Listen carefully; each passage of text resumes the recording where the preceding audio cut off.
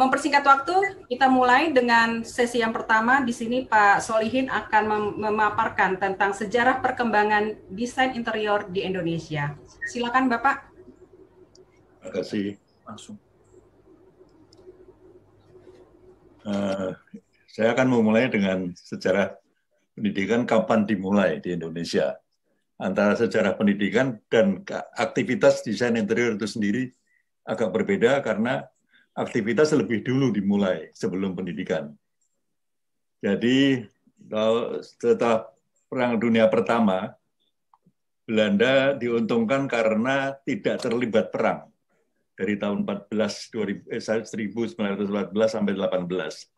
Belanda memutuskan untuk netral karena akan sulit memerangi Jerman yang sebenarnya tetangga dan hampir sama bahasanya. Jadi Belanda memutuskan netral, tidak ikut perang di tahun pertama, sehingga tidak terganggu pembangunannya di daerah jajahnya yang terbesar itu di Indonesia. Sehingga pada tahun setelah selesai Perang Dunia 1918, tahun 20 meresmikan berdirinya sekolah tinggi pertama yang disebut sebagai Technische Hochschule Bandung. Jadi TH Bandung yang menjadi cikal bakal ITB. Sejarahnya adalah waktu meresmikan sekolah tersebut, pelajaran-pelajaran yang diberikan antara lain arsitektur oleh Profesor Schumacher, yang selain arsitektur juga pelajaran-pelajaran seni dekoratif. Artinya seni dekoratif sebagai bagian daripada arsitektur. Kebetulan beliau selain sebagai arsitek, beliau adalah seorang pelukis dan pematung. Jadi cukup tebal kesadaran kepekaan estetiknya. Kemudian tahun 44-46 Jepang menguasai Indonesia dan Technische Hochschule Bandung dijadikan Bandung Kugyo Daigaku.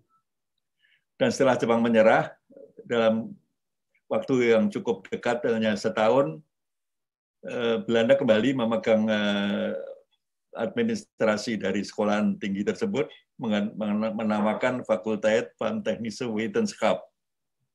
Sampai tahun 47 diambil alih oleh pemerintah Indonesia, diserahkan kepada Universitas Indonesia yang membuka dari 47-56 Fakultas Ilmu Pengetahuan Teknik, Balai Pendidikan Universiter Guru Gambar. Jadi sekolah guru gambar sudah menjadi bagian dari ITB. Karena ada seorang Simon Admiral, seorang Indo-Belanda yang berjuang mengegulkan bahwa harus ada sekolah pendidikan seni di ITB. Itu nanti ada cerita tersendiri bagaimana beliau dengan bersama Profesor Sumaja memperjuangkan itu di ITB. Dan pada Januari 15 tahun 1950, Akademi Seni Rupa Indonesia berdiri di Yogyakarta dengan jurusan seni lukis, seni patung, seni pahat, seni pertungangan, dan redik. Redik itu singkatan dari reklame, dekorasi, ilustrasi, dan grafik, dan kebetulan jurusan guru gambar. Nah, ini yang tidak boleh disalahartikan, karena dekorasi itu bukan desain. Dekorasi menjadi bagian dari desain. Desain mungkin memerlukan dekorasi, mungkin tidak. Jadi pendidikan pertama interior bukan di tahun 1950 karena akan memberi gambaran yang keliru nanti. Harus kita luruskan. Kemudian pada waktu ITB resmi didirikan setelah bernama Universitas Indonesia pada tahun 59, dibuka jurusan baru yang namanya seni interior. Jadi ITB tidak pernah menggunakan kata-kata dekorasi.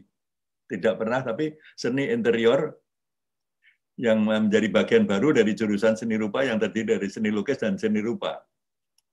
Karena waktu itu pengertian yang umum berlaku adalah bahwa desain adalah applied art atau seni terpakai. Jadi yang desain itu adalah seni terpakai atau applied art, seni terapan. Dan pada tahun 65 waktu itu yang memimpin adalah Profesor Ahmad Sadali, belum profesor waktu itu, dengan dibantu oleh para arsitek. Jadi para arsitek di ITB besar sekali peranannya di dalam mengendalikan jurusan seni interior pada waktu itu. Hampir 75% gurunya adalah arsitek dan para seniman. Kemudian pada waktu tahun 65, Pak Widakto datang dari Jerman setelah selesai pendidikannya dari jurusan Innenarchitektur en Meubelbau, Unmeubelbau. Jadi pelajaran ijazahnya adalah arsitektur interior atau Innenarchitektur dan Meubelbau, mendesain mebel. Dan ini mendesain mebel penting sekali waktu itu. Jadi harus dikuasai oleh para desainer interior. Waktu beliau datang menyamakan kurikulumnya dengan yang diterima di Stuttgart di Jerman Barat waktu itu, dinamakan jurusannya dirubah namanya dijadikan arsitektur interior. Dan pada waktu ITB memutuskan untuk mengembangkan seni rupa menjadi fakultas yang bernama Fakultas Seni dan Desain, interior menyesuaikan menjadi desain interior pada waktu tahun 1984. Nah, ini penting karena apa namanya itu, jadi bahwa pengertian bahwa pelajaran pendidikan desain di pendidikan tinggi desain sebenarnya baru dimulai pada tahun 59 pada waktu Universitas Indonesia menjadikan sekolahan kita menjadi Institut Teknologi Bandung. Nah, yang terjadi kalau pendidikan baru mulai tahun 59, tapi kegiatan interior, desain interior sudah dimulai jauh sebelum itu, yaitu di awal economic boom di negara Hindia Belanda yang dijajah oleh Belanda. Setelah Perang Dunia 1918, Belanda mulai mengalami ledakan perkembangan ekonomi atau economic boom. Karena tidak terlibat perang sehingga bisa dibutuhkan oleh banyak pihak, banyak negara. Kebetulan dihapuskannya Kulturstelsel dan digubarkannya VOC oleh pemerintah Belanda karena VOC ternyata korup sekali. Maka bank-bank mulai mengadakan kegiatan pada tahun 1915. Dan orang mulai mikir untuk mendirikan pendidikan tinggi atau perguruan tinggi. Kita mulai dengan perbankan, karena perbankan yang paling dahulu menugaskan para arsitek untuk mendesain bangunan-bangunan mereka. Mereka menempatkan uang Indonesia, Javas Bank namanya, dan membangun bangunan-bangunan dengan cepat. Arsitek profesional pertama yang berpraktek di Hindia Belanda waktu itu adalah Biro Arsitek Huswit, Vermont, dan Kuipers. Itu yang arsiteknya semua kebanyakan lulusan dari École des Beaux-Arts Prancis, Paris. Sehingga gayanya betul-betul gaya École des Beaux-Arts. Kita lihat sendiri bagaimana bank-bank itu dibikin seperti bangunan-bangunan masa lalu, ya, disesuaikan karena memang konsep École des Beaux-Arts tidak mempermasalahkan antara lama dan baru. Mereka bisa dengan tidak. Ini yang banyak juga terjadi di Amerika karena waktu itu sekolah yang paling bergengsi adalah École des Beaux-Arts, yaitu sekolah seni yang di dalamnya terdapat pendidikan arsitektur. Memang arsitektur sebenarnya arsitektur desain itu akarnya memang dari seni sebenarnya, bukan dari mana-mana. Jadi bank-bank Javas Bank mendirikan bank dengan cepat sekali, dimulai dari Jakarta, kalau dimulai dari Medan sampai Indonesia Timur, Makassar, terus sampai ke Surabaya, mereka membangun bank-bank seperti bisa dilihat dalam gambar ini, sehingga pada tahun kebetulan perkembangan desain di negeri Belanda, di Eropa, Jerman, dan lain-lain mulai mengarah ke early modernism, kepada modernisme awal, ya itu adanya gerakan seperti The Style, terus Bauhaus, mulai diadakan pembaruan di Eropa. Jadi bangunan-bangunan seperti yang ada di Indonesia waktu itu mulai ditinggalkan. Sehingga pada satu saat salah seorang pemuka arsitek yang terkenal Belanda, Hendrik Petrus Berlage, yang oleh orang Belanda, secara nasional disebut sebagai Godfather of Dutch Design, datang ke Jakarta dan mengkritik habis-habisan gedung di Java Sebang yang didirikan pada tahun 1915. Habis-habisan sampai akhirnya direksi di Java Sebang bersedia untuk merombak renovasi bangunan yang sudah berusia 20 tahun itu, 20 tahun. Jika dirombak seperti apa yang kita lihat sekarang. Dulunya aslinya seperti yang di atas. Kemudian menjadi seperti yang kita lihat sekarang, yang kita lestarikan sebagai Museum Bank Indonesia. Dahulu gedungnya seperti ini, seperti Balai Kota Jakarta yang lama, yang disambung dengan bekas rumah sakit di belakangnya. Nah, dengan datangan Berlage ini, mulai muncul generasi baru arsitek, yang karena waktu itu Bandung sudah dipersiapkan akan menjadi ibu kota, Jakarta, Batavia yang akan dipindahkan ke Bandung, karena mereka lebih menyenangi udara di Bandung, para orang Belanda. Mereka sudah mempersiapkan untuk membangun Bandung, sehingga bangunan-bangunan yang paling banyak itu adalah di Bandung. Sehingga oleh orang luar, Bandung dinamakan atau dianggap atau disebut sebagai laboratorium arsitektur modern. Hampir semua arsitek terkenal membuat bangunan di Bandung. Sehingga kalau kita melihat bangunan-bangunan sebelumnya adalah seperti ini misalnya. Nah, Hotel Preanger lama ini sudah tidak dianggap lagi karena bergaya Old Indies, yang sebutnya Old Indies ya. Kalau yang namanya New Indies itu adalah gedung sate. Ini Old Indies yang sudah dianggap sudah tidak sesuai lagi, baik dari penampilan maupun untuk manajemen, termasuk Hotel Homan di bawahnya. Hotel Preanger yang ada menjadi Grand Hotel Preanger oleh Profesor Schumacher, dan Hotel Homan oleh Albert Albers, arsitek modernis juga. Sehingga pada waktu itu sebelumnya arsitek tidak pernah peduli dengan bangunan untuk interiornya, diserahkan pada pemberi tugas yang punya. Pemiliknya akan menyewa seorang dekorator atau seorang supplier mebel dan memberi nasihat, advice bagaimana memasangnya, menatanya. Jadi arsitek tidak pernah, karena arsitek waktu itu kebanyakan dikerjakan oleh para ahli teknik militer dari pasukan Zeni, Angkatan Darat Kerajaan Belanda.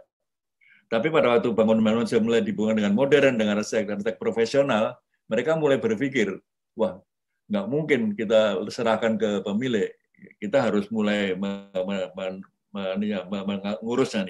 Sehingga arsitek mulai membuat desain-desain interior di bangunan-bangunan seperti ini. Jadi, kalau kita lihat, mereka finishing interior sudah dikerjakan semua, tinggal furniture. Jadi, ini adalah Bank Indonesia di Java Sebang. Ini Hotel Preanger yang dibuat oleh Schumacher. Bagaimana dia menghias bangunannya karena dia amat mengagumi Frank Lloyd Wright, maka detail-detailnya kita sebut Mayan Revival yang biasa dikenakan oleh Frank Lloyd Wright. Ini ruang makan. Anehnya ruang makan zaman dulu, kalau kita lihat fotonya, selalu dalam keadaan kosong atau penuh. Nah, ini Hotel Savoy Homan yang didesain oleh Albers, penuh. Kenapa? Karena ternyata jam makan di hotel itu diatur. Jam makan siang jam 12. makan malam jam sekian. Jadi orang tidak ada yang keluyuran di restoran, semua duduknya di lounge, di luar restoran. Sehingga foto-fotonya selalu kosong atau penuh.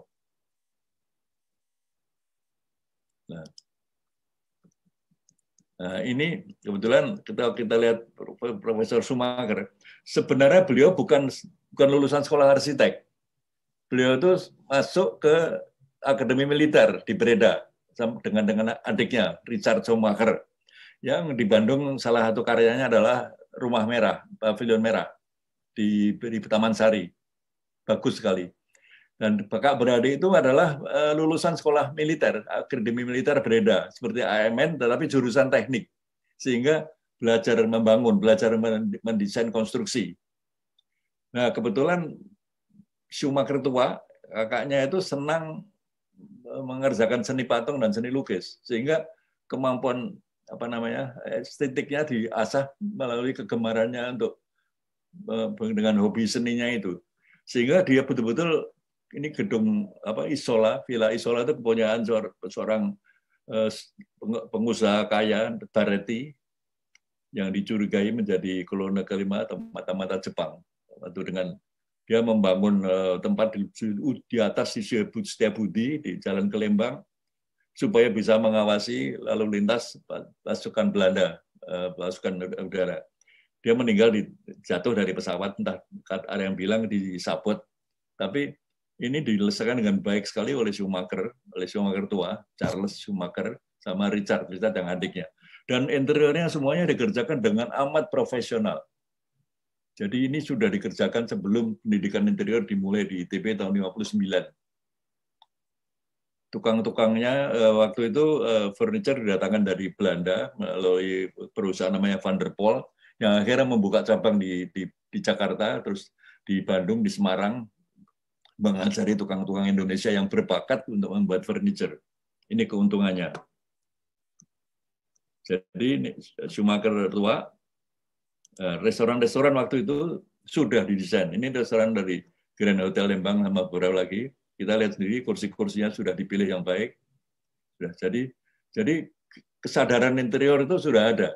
Waktu itu masih dikerjakan arsitek karena belum ada profesi interior. Arsitek memang mempunyai waktu yang cukup luang.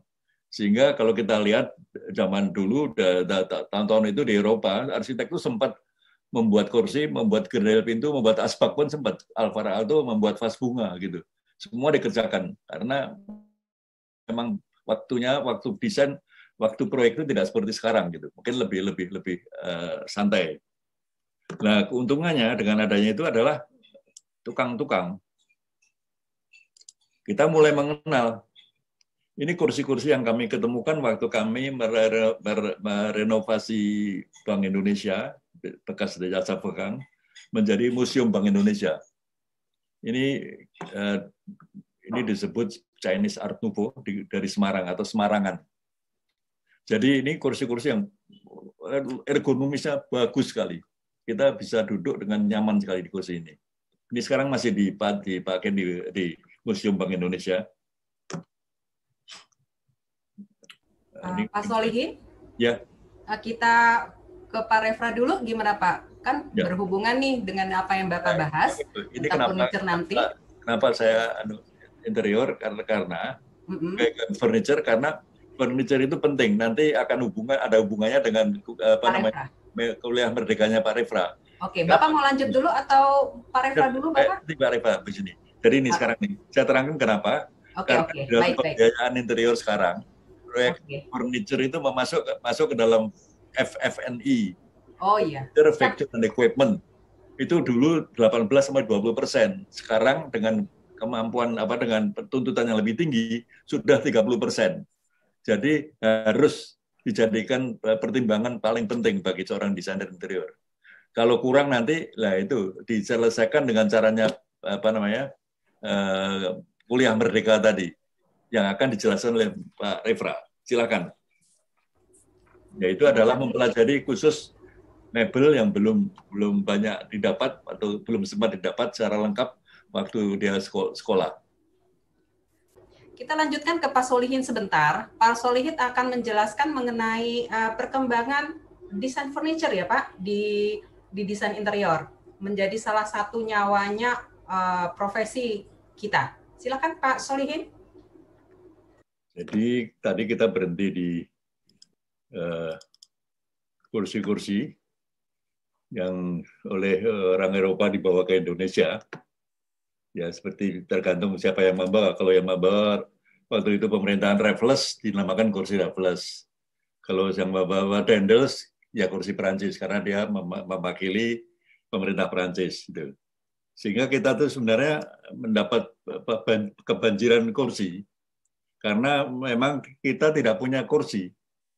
Karena apa? Ini yang paling penting. Mungkin yang harus diketahui. Kita tidak punya sejarah atau budaya duduk di atas kursi.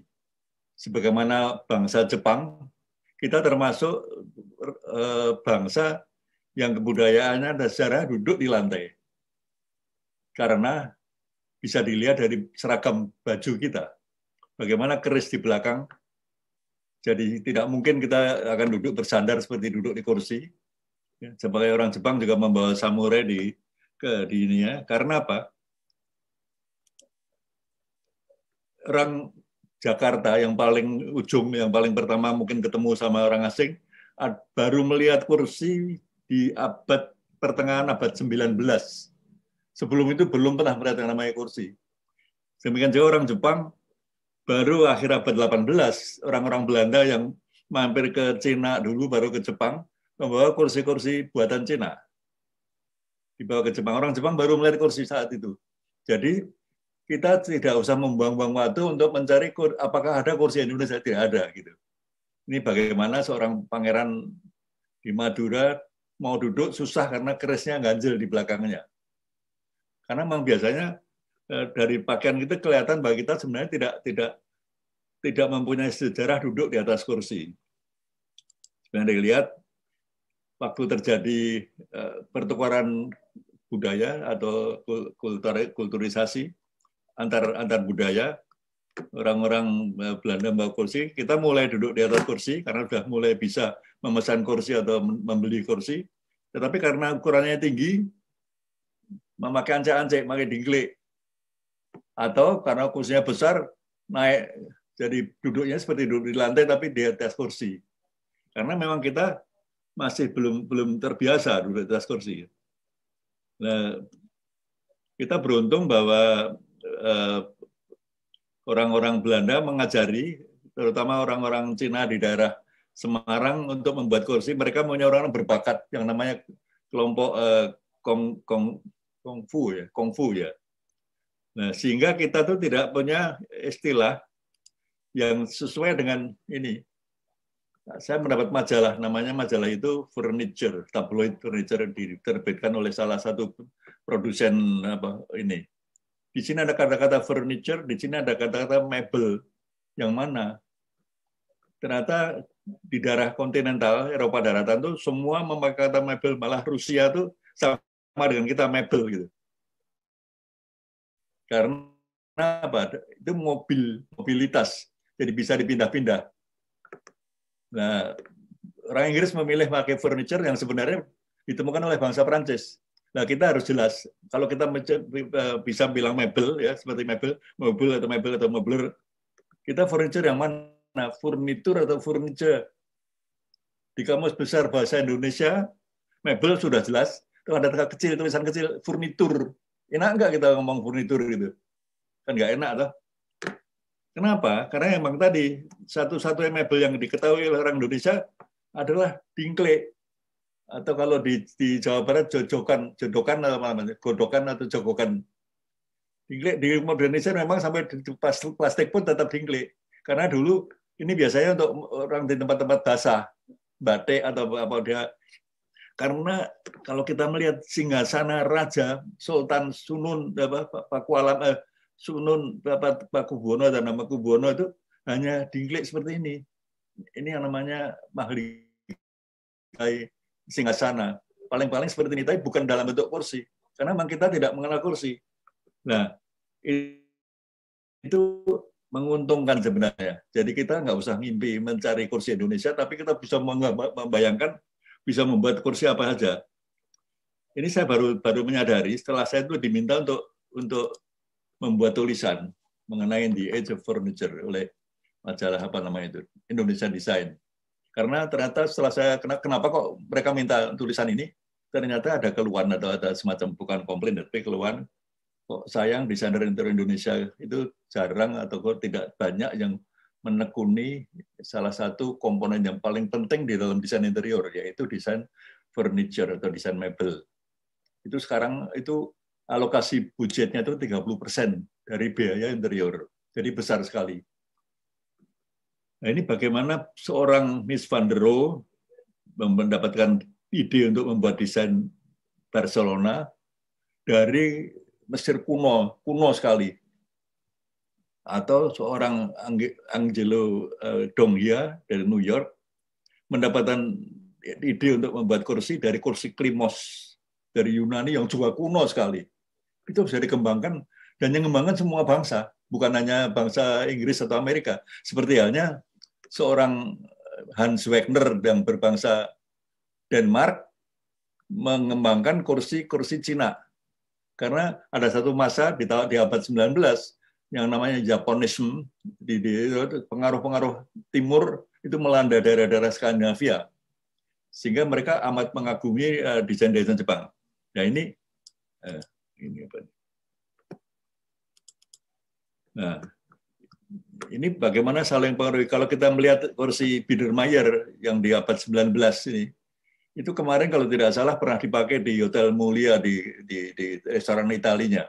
Ini kursi yang ternyata si majalah ini minta semacam apa ya, dukungan bahwa banyak furniture yang berhasil betul itu menjadi timeless, kapanpun sampai kapanpun nggak akan membosankan. Jadi seperti kursinya Mas Bis van der Rohe ini sampai kapanpun ya tidak akan bosan, tidak akan mati kursi-kursi yang ini. Jadi ini kelihatannya kurang mendapat perhatian dari adik-adik mahasiswa yang mungkin kurang memahami betul pentingnya apa namanya itu furniture ini.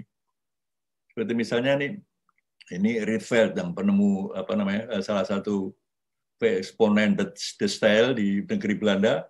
Kursinya itu mempengaruhi kursi-kursi kemudian, bukan dari soal apa. Dulu kursi-kursi itu kan tebal-tebal sekali, tebal bulky gitu. Ini dengan kursi yang tipis sekali, kemiringannya ternyata mempengaruhi si Marcel Breuer sama Corbusier. Corbusier ini baskulan, Marcel Breuer Vasili. Dan kemiringan ini akan berkembang terus sampai sekarang. Ditemukan oleh Rietveld yang membuat kursi yang dari papan berwarna begini, yang nggak ada ini. Jadi ini saya mengharapkan Pak Sumarsono akan mulai lebih tertarik untuk mempelajari ini, karena ini menjadi bagian dari apa ya, dari kehidupannya dia sebagai desainer. Misalnya ini misalnya Windsor Chair dikembangkan oleh semua orang, sampai orang Jepang pun ikut kembangkan. Jadi bisa hidup terus nih dari aslinya seperti ini muncul seperti ini. Jadi ini tidak akan mati. Jadi untuk desainer tidak akan ada habis-habisnya alasan atau apa jalan untuk bisa mengembangkan furniture yang bisa dipakai di dalam proyek-proyeknya atau dipakai di proyek lain atau dijual sebagai satuan putu yang lepas. Seperti misalnya ini orang-orang Jerman, Swiss, di pedalaman Austria, petani-petani itu kalau musim dingin tidak bisa ke sawah, dia mau bikin kursi, namanya breadstool dari papan, tanpa sambungan, tanpa skrup, tanpa apa-apa, hanya pakai pasak dan pakai saling mengikat aja, saling menekan.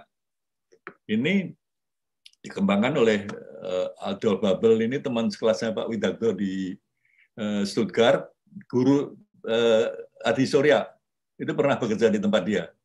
Ya, Adi Surya namanya ya, yang lulusan Finland itu. Ini dia bagaimana dia teruskan ini dengan bahan lain. Adi Nugraha, Pak. Ya, Adi Nugraha. Adi Nugraha. Ya? Mas Adi Nugraha. Pak Adi. Oh ya, Adi Nugraha, ya. Nah, ini Philip Stark misalnya. Saya itu senang sekali dengan dia karena apa? Wah, dia tuh desainer yang nakal, jenaka gitu. Dia main-main sekali. Karena dia tahu betul saya orang Perancis, dia apal betul yang namanya kursi Louis XVI. Ini Louis XVI ya.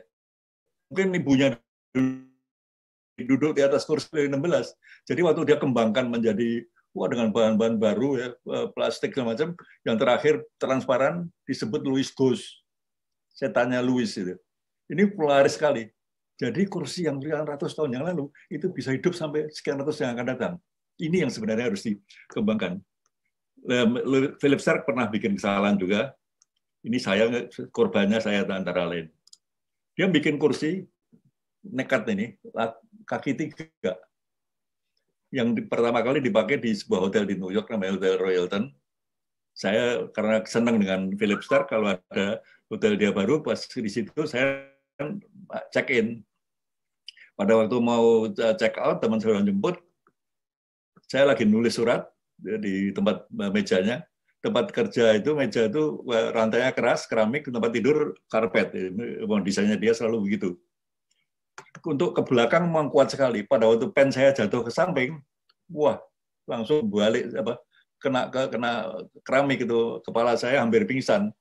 Jadi waktu saya disusul ke atas karena nggak keluar-keluar, mereka mendapatkan saya lagi ngeletak di lantai.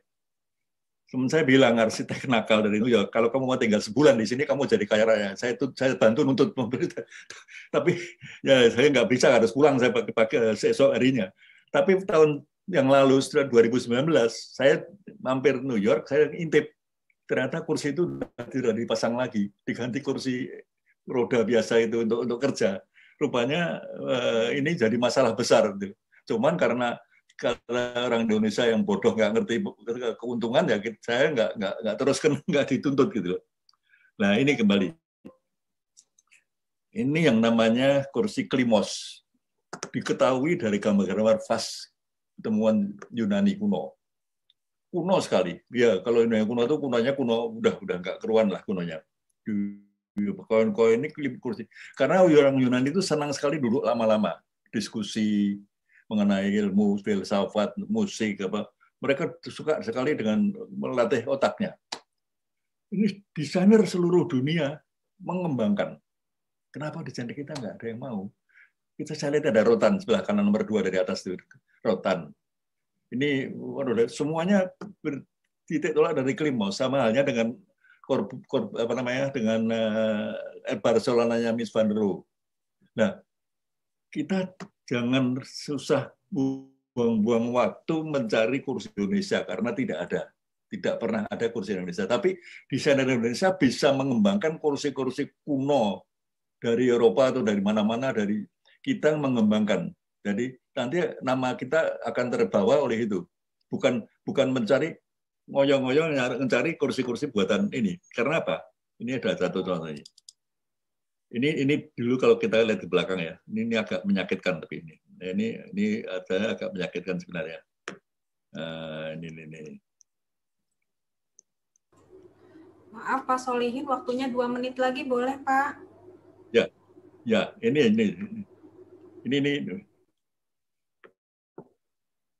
Ini kursi ini disebut low Javanese chair. Betul nih. Ini adanya di Delft, di museum. Ini disebut low Javanese chair. Dikasih komentar yang menyakitkan hati orang Belanda. Dulu mungkin orang bupati-bupati Indonesia takut membuat kursi yang sejajar tingginya dengan kursi Belanda, sehingga membuat ini menyakitkan. Tapi sebenarnya yang saya kagum sekarang, kursi yang low Javanese chair tadi, ini menarik ini. Ternyata mengilhami banyak sekali desainer luar, Amerika, Jerman, Jepang, untuk membuat kursi-kursi rendah. Yang lain juga bisa dibikin. Ternyata salah satunya dibuat oleh profesor gurunya Pak Widakdo, Profesor Herbert Hirse. Saya kaget juga nih, supaya beliau juga ada. Nah, saya juga bingung nih, apakah Pak Widakdo mendapatkan Profesor Hirse mendapatkan ide dari Pak Widakdo dengan kursi rendah Jawa ini, mungkin siapa tahu. Saya belum sempat nanya ke Pak Widakdo gitu. Nah, jadi saya usulkan untuk para desainer interior yang lagi belajar mau mendalami furniture yang luar biasa kemungkinannya bisa menggunakan program Kampus Merdeka. Ini apa namanya? MBKM ini. MDKM apa? Kuliah Merdeka ya, KMMB. Gitu. Jadi bisa melalui itu. Karena dia perlu mengetahui betul. Nah, jangan sampai terombang-ambing seperti ini cerita ini.